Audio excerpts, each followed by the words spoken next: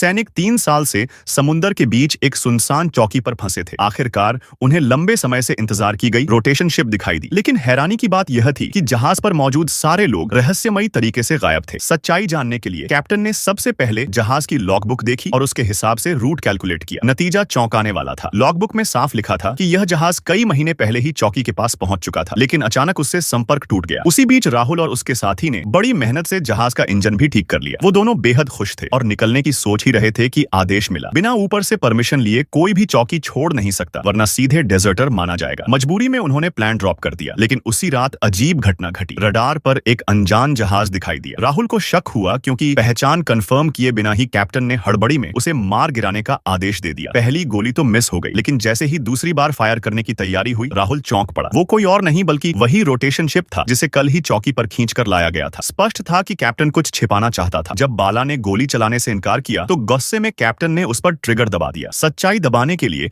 उसने सबको जहाज डुबाने पर मजबूर किया, और जब राहुल पर भी खतरा मंडराने लगा तभी सीमा ने अचानक हमला कर दिया। कैप्टन बेहोश होकर गिर पड़ा। दोनों ने मिलकर उसे लॉक रूम में बंद कर दिया और उसके गले से 2 सेफ्टी कीज निकाल ली। दरअसल इस समुद्र के नीचे एक न्यूक्लियर वेपन छुपा था और ये चाबी उसका एक्टिवेशन कोड थी। अगली सुबह राहुल खाना देने गया तो कैप्टन ने चौंका देने वाला राज बताया। वो जहाज 3 महीने पहले ही रवाना हुआ था, लेकिन चौकी के पास पहुंचकर उसने अचानक रूट बदल लिया। इसका मतलब था कि किसी अंदरूनी व्यक्ति ने सब कुछ मैन्युपुलेट किया, यानी चौकी पर तैनात 4 लोगों में से एक इनसाइडर था। असली वजह जहाज को डुबाने की यही थी, ताकि गद्दार भाग न सके। बात तर्क संगत थी, पर राहुल को भरोसा नहीं हुआ और फिर अगली सुबह सबके होश उड़ाने वाली घटना हुई। कैप्टन रहस्यमयी तरीके से गायब हो गया।